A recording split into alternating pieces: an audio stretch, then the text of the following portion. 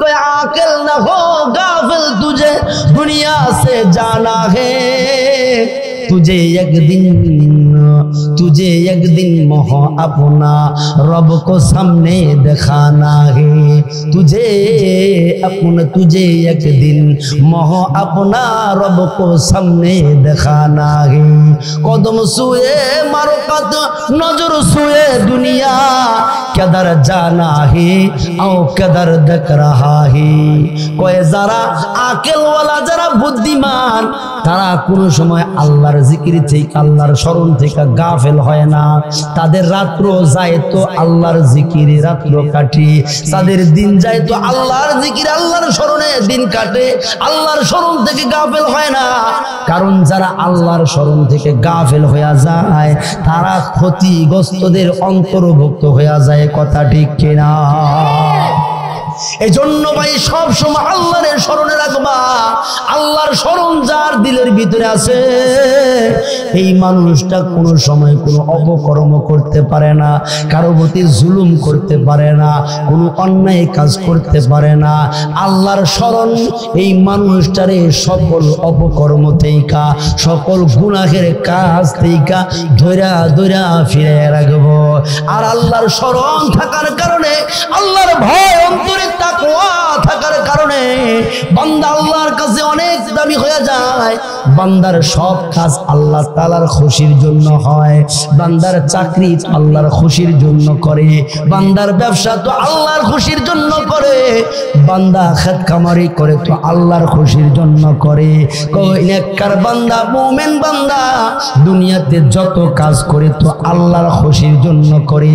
আর আল্লাহর খুশির জন্য কোনো বান্দা কোনো গুনার কাজ, কোনো এরকম দুর্নীতি কাজ করতে পারে না। কথা ঠিক কিনা? বাদশাহ হারুন রশিদ রহমাতুল্লাহি আলাইহির জামানায় উনি যখন বাগদাদের ওনার রাজত্ব, ওই সময় আলেপ্পো শহর থেকে বারবার হারুন রশিদ রহমাতুল্লাহি আলাইহির কাছে চিঠি আসতেছে। তো চিঠির মধ্যে ওই শহরের মানুষগুলা চিঠিতে লিখছে, আমিরুল মুমিনিন, আজকে 1 মাস যাবত এই শহরের যিনি প্রধান বিচারপতি উনি অসুস্থ। বিচারপতি অসুস্থ হওয়ার কারণে এই শহরের ভিতরে অপরাধ প্রবণতা বেড়ে গেছে, সন্ত্রাসী বেড়ে গেছে, সাদাবাজ এর সংখ্যা বেড়ে গেছে। যেমন বর্তমানে আমরার দেশে নির্বাচনীয় সরকার না থাকার কারণে আমরার দেশের মধ্যে অপরাধ বাড়ছে না কমছে? সন্ত্রাসী বেড়ে গেছে, ধর্ষণ বেড়ে গেছে, রাহাজানি বেড়ে গেছে, সাদাবাজদের সংখ্যা বেড়ে গেছে। কথা ঠিক কিনা? জোরে কারণ কি? নির্বাচনীয় সরকার আর আইনের শাসন ওই পর্যায়ে না থাকার কারণে আজকে অপরাধ প্রবণতা বেড়ে গেছে। ওই শহর থেকে হারুন রশিদ রহমাতুল্লাহি আলাইহির কাছে চিঠি আসছে, বারবার তারা চিঠি দিতেছে যে শহরের বিচারপতি অসুস্থ হওয়ার কারণে এই শহরের মধ্যে অপরাধ প্রবণতা বেড়ে গেছে, অনেক অপরাধীর সংখ্যা বেড়ে গেছে, তাড়াতাড়ি করে একজন বিচারক পাঠানোর জন্য। তো বাদশাহ হারুন রশিদ রহমাতুল্লাহি আলাইহি তো আল্লাহওয়ালা তাকওয়াওয়ালা একজন বাদশাহ ছিলেন। বাদশাহ হারুন রশিদ রহমাতুল্লাহি আলাইহি বারবার চিঠি পাইয়া তো এবার চিঠি পড়া সিদ্ধান্ত নিল কি করা যায়। শহরের বিচারপতি যেহেতু অসুস্থ, তো এই শহরে একজন বিচারক পাঠানো দরকার। আর অপরাধ যেহেতু বেড়ে গেছে, তো দুর্বল বিচারক পাঠাইলে চলবে না, একটু সবল বিচারক পাঠাইতে হবে।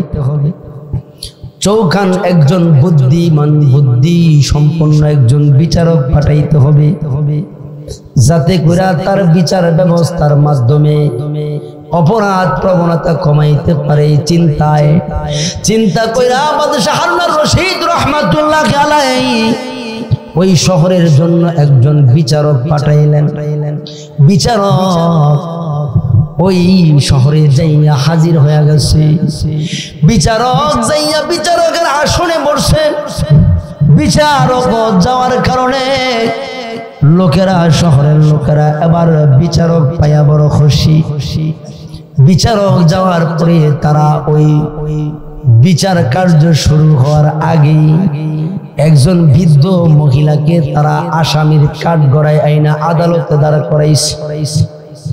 বিচারক তাকায় দেখে মহিলাটা অতিশয় দুর্বল, বৃদ্ধা একজন মহিলা।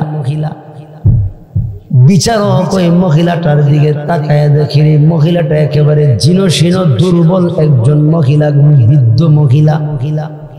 আসামির কাঠগড়ায় দাঁড়ায় আছে, তো শরীরটা অতিশয় জীর্ণ এবং কাঁপতেছে।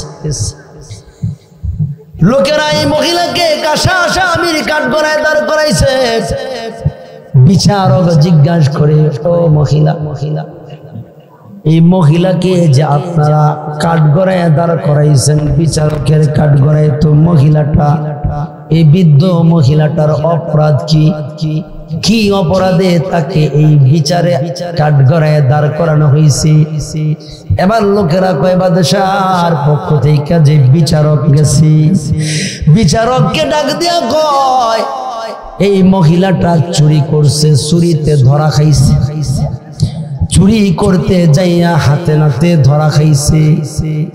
এই চোরের বিচার করার জন্য তারে আসামির কাঠগড়ায় দাঁড় করানো হয়েছে। এবার বিচারক তো আশ্চর্য হয়ে গেছে, এরকম একজন বৃদ্ধ মহিলা এই বৃদ্ধ বয়সে চুরি করতে যাইয়া হাতে নাতে ধরা পড়ছে। তো বিচারক তো আশ্চর্য হয়ে গেছে, কি বিচার কর। বিচারক আবার বৃদ্ধ মহিলার দিকে তাকাইয়া কয়, বুড়ি মা, লোকেরা আপনার ব্যাপারে যে কথা বলল, এটা কি আসলেই ঠিক কিনা? আপনি চুরি করছেন কিনা? এবার এই বৃদ্ধ মহিলা কান্দে আর কয়, বিচারক, হ্যাঁ আমি একজন চোর, আমি চুরি করছি, চুরির দায়ে আমাকে শাস্তি দেওয়া হোক।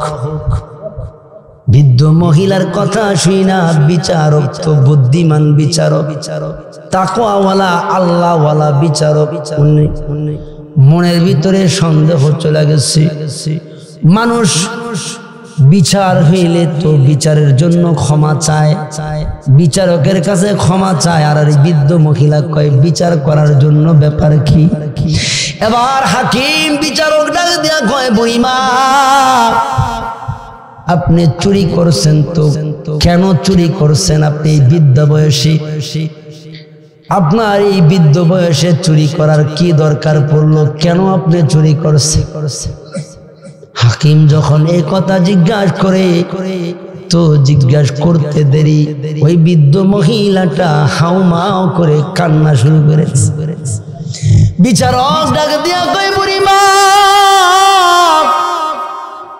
কি কারণে বৃদ্ধা বয়স আপনি চুরি করলেন?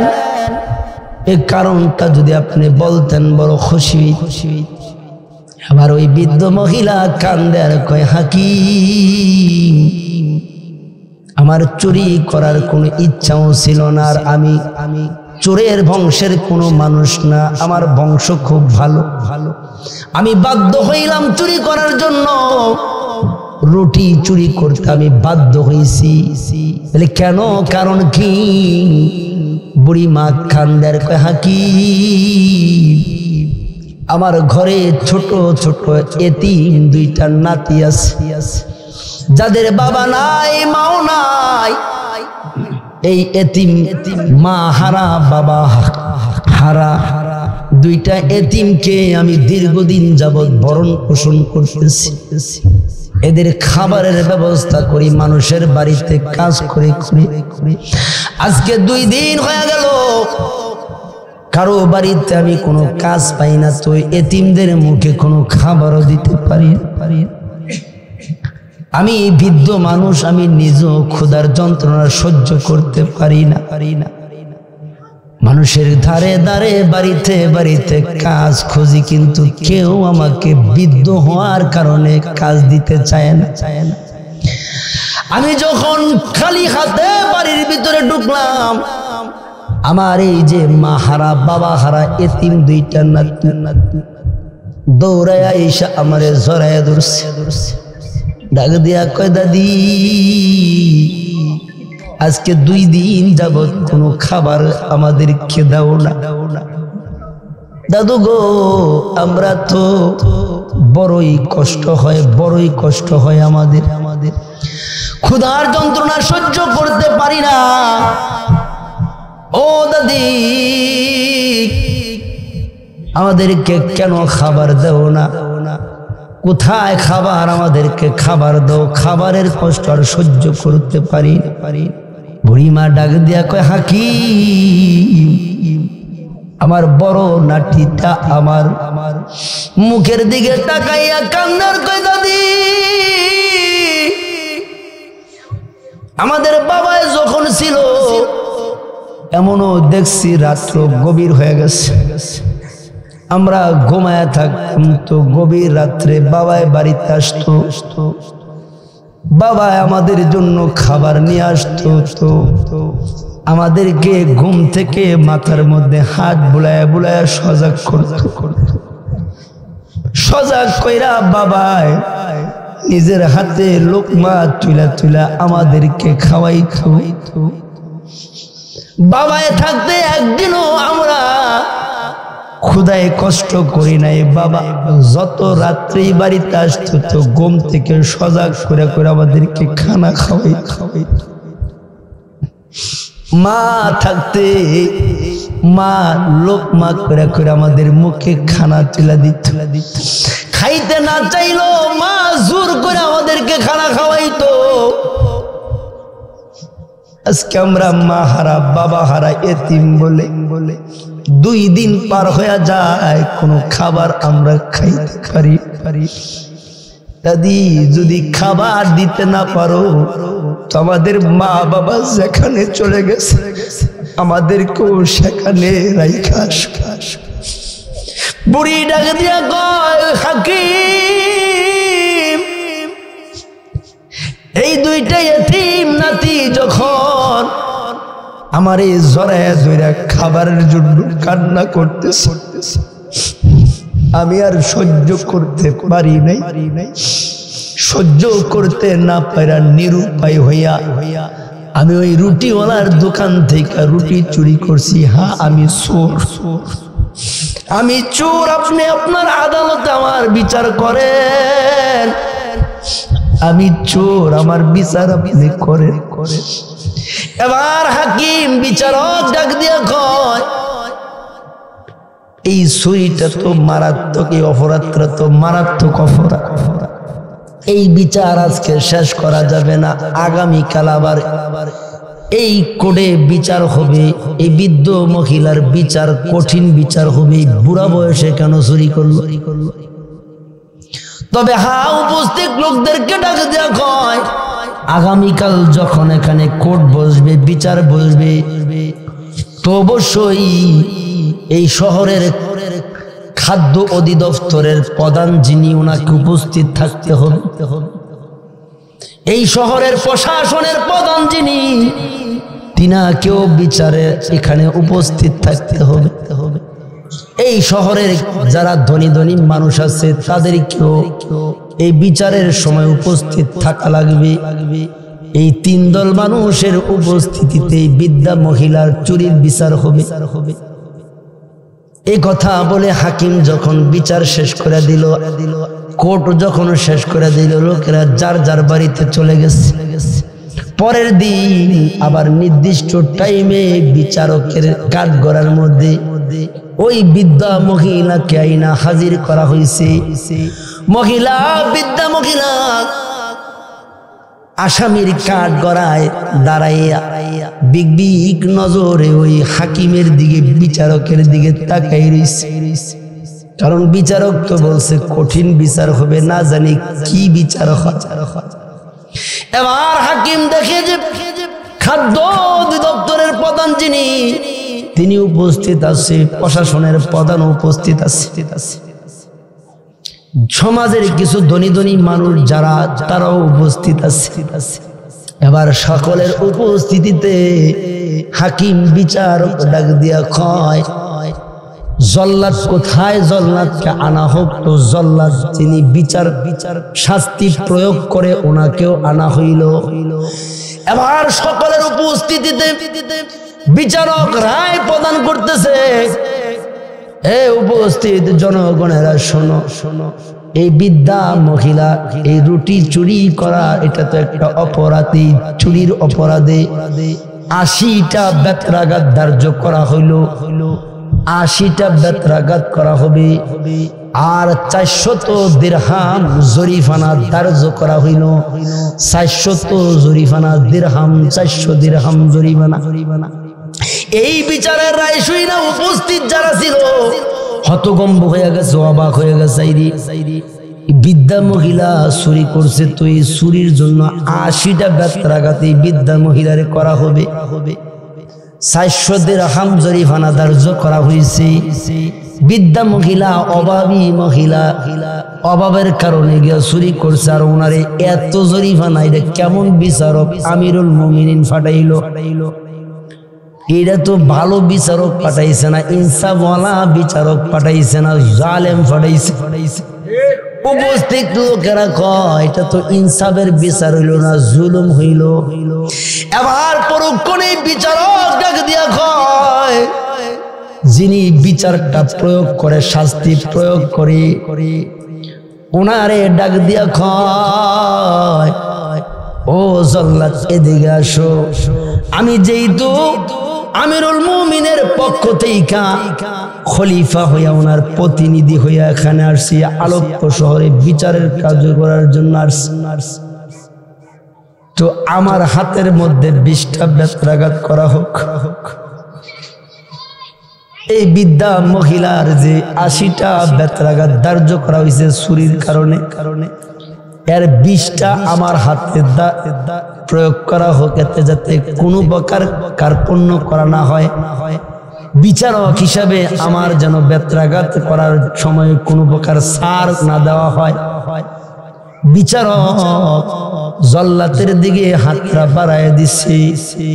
জল্লাদ হাতে চাবুক নিয়া দাঁড়ায় রইছে। তো সব মানুষ অবাক দৃষ্টিতে বিচারকের দিকে তাকাইয়ে রইছে।